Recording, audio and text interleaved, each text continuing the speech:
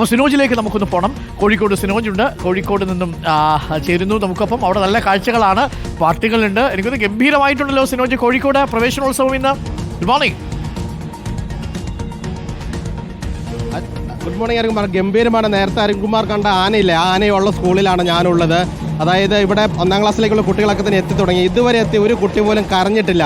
അതിന് ഒരുപാട് കാരണങ്ങളുണ്ട്. അതിലൊരു കാരണമാണ് ആന.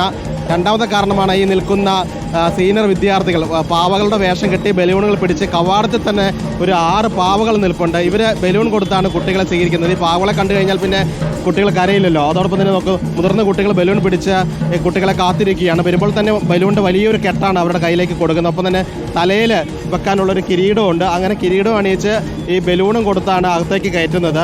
ഈ മക്കളെ കാണിച്ച് ഇത് കുട്ടികളെ തല വെച്ച് കൊടുക്കും അല്ലേ? അതെ അതെ. കുട്ടികൾ കരയുന്നുണ്ടോ? ഇല്ല ഇല്ല, കരഞ്ഞിട്ടില്ല. സന്തോഷത്തോടെയാ വന്നേ. ഹാപ്പിയാണ്. അതെ അതെ. ഇതാണ് തലയിൽ വെച്ച് കൊടുക്കുന്നത്. ഇത് തല വെച്ച് കൊടുക്കുമ്പോൾ തന്നെ കുട്ടികൾ ഹാപ്പിയാവും. ഇനി അകത്തേക്ക് കയറിയാൽ കാണാം, അവിടെയാണ് ആനയുള്ളത്. റെഡിമെയ്ഡ് ആനയാണ്, അല്ലെങ്കിൽ ഇലക്ട്രോണിക് ആനയെന്ന് പറയാം. അത് തുമ്പിക്കൈ ആട്ടുന്നുണ്ട്, ചെവികൾ ആട്ടുന്നുണ്ട്. കുട്ടികൾക്കൊക്കെ തന്നെ ഇതൊരു കൗതുകമാണ്. തൊട്ടടുത്ത് തന്നെ ചെണ്ടമേളമുണ്ട്, തെയ്യമുണ്ട്. അങ്ങനെ ഒരു ഉത്സവ അന്തരീക്ഷമെന്ന് പറയാം. ശ്രീമുരുകൻ എന്ന പേരുള്ള ഒരു റെഡിമെയ്ഡ് ആനയാണ്. അതായത് ഒറ്റ നോട്ടിൽ കണ്ടാൽ ആനയാണെന്ന് തോന്നും.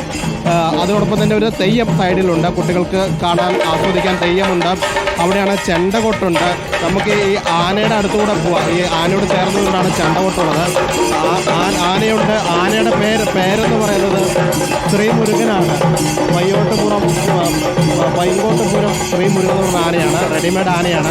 നേരത്തെ അരുൺകുമാർ പറഞ്ഞതുപോലെ ഉത്സവത്തിനൊക്കെ വേണമെങ്കിൽ ഈ ആനയെ ഉപയോഗിക്കാവുന്നതാണ്.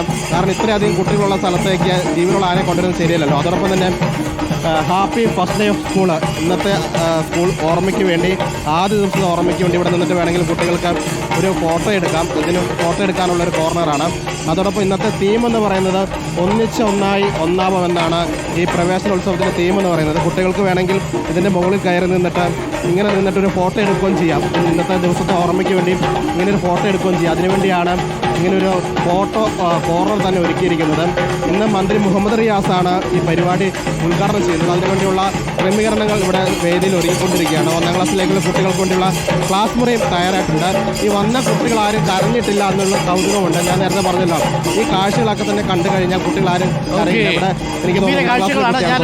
വരാം. ഇപ്പോൾ മന്ത്രി ശിവൻകുട്ടി എത്തിയിട്ടുണ്ട്. കലവൂരിൽ പ്രവേശനോത്സവം നടക്കുന്ന സ്കൂളിൽ മിനിസ്റ്റർ എത്തിയിട്ടുണ്ട്. മിനിസ്റ്റർ കുഞ്ഞുങ്ങളുടെ തലയിൽ നല്ല കിരീടങ്ങളൊക്കെ വെച്ച് കൊടുക്കുന്നുണ്ട്. കുട്ടി കിരീടങ്ങൾ വെച്ച് കൊടുക്കുന്നുണ്ട്. അവളുടെ മുല്ലപ്പൂ അങ്ങ് മറഞ്ഞുപോയി. എന്തായാലും മനോഹരമായ കാഴ്ചകളാണ്. അതാ എൻ്റെ മുല്ലപ്പൂ എന്നുള്ളതാവും.